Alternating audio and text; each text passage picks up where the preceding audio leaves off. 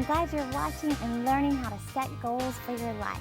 In other words, you're tired of the past, you're tired of dealing with it, you don't want to end up back there again. You don't want to repeat this year what you did last year.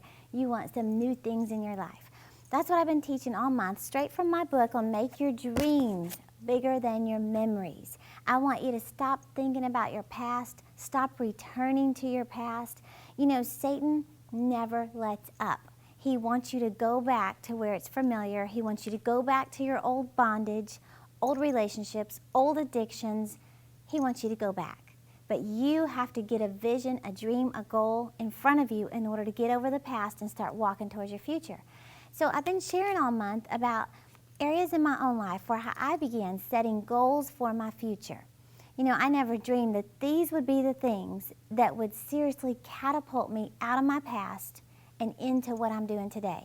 Never dreamed I would be doing this. And, you know, setting goals in these areas, which I've been sharing all month, your faith, your relationship with God, your family, your home life, your finances, your fitness. And now today I want to talk about setting some goals in your friendships and in your free time. Sounds a little strange, but let me explain. You know, it's so important that you hang around people who are going to build you up. You know, it's been said that if you want to see where your life is headed over the next 5-10 years, look at the list of names in your cell phone. That could be kind of yucky to hear, or that could be good. Either way. But if you want to see where your life is headed, look at the people who are closest to you, the people you spend the most time with. If you don't have anybody in your life who builds you up or who somebody you admire or respect, then, you know, one of the best ways you can start building yourself up, even if you don't have friends like that, is listening to people, reading their books, listening to their messages. You know, I had a friend one time who made a statement. He said, you know, I have spent time with Joyce Meyer, T.D. Jakes, Bill Gates, Michael Jordan. He names all these people, and we were all like, that's amazing. He goes, but I've never met any of them. We were like, what? He said, but I spend time with them every day. On my way to work, listening to them. On my way back home, listening to them.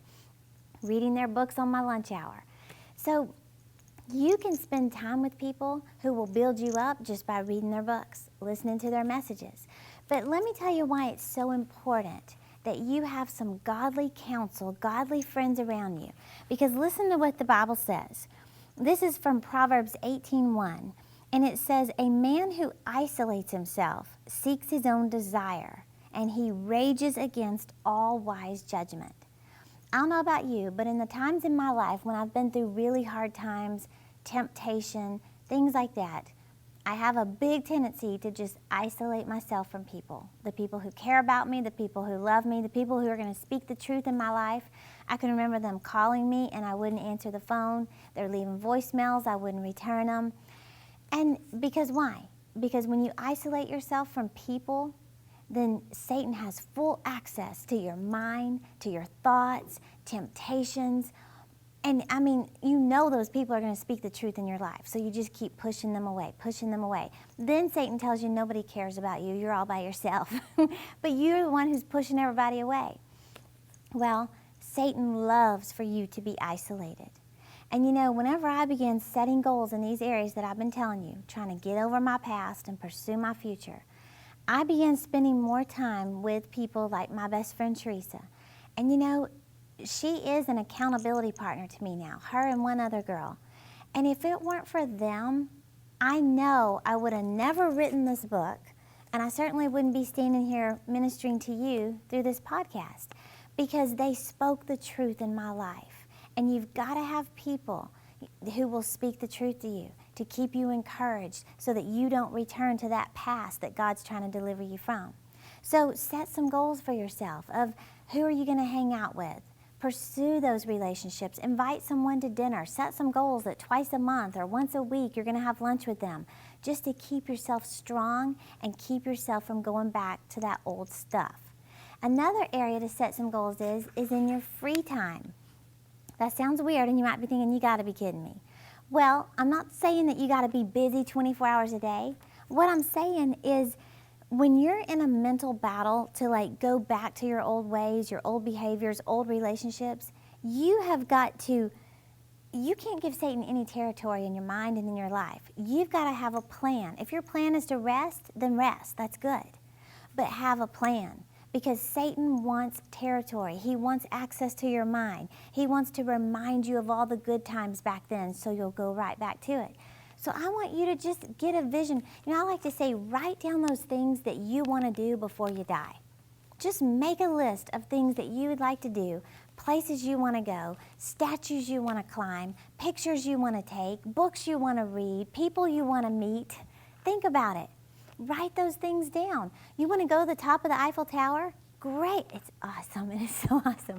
Write that down. You want to go see Washington, D.C., take a tour of the White House? Write that goal down. If it's to read a book, you want to read this book next month or this month, write that goal down.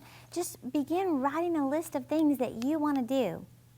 Maybe it's 12 books you want to read this year, one a month, or the last 6 months of the year, you want to read one book a month, whatever it is. I want you to get a vision for your free time. If it's taking music lessons, write those down. If it's volunteering somewhere, write that goal down, and then start taking steps to pursue it. What are you going to do to start reading one book a month for the next 6 months? Well, number one, which book do you want to read? What do you want to start with? Go to the bookstore. When are you going to go to the bookstore? Okay, Tuesday, on your lunch hour. When you get off work, you're going to the bookstore. You have to be realistic if you're ever going to pursue those dreams that God has for you. It doesn't come from just writing the vision. You have to write the vision and make it plain as you possibly can, and then start taking steps to pursue it. Now, the reason I'm telling you all this is so that you will get your mind off your past and onto your future.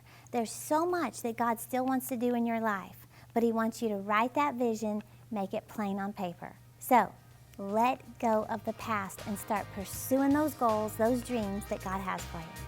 Thanks for watching.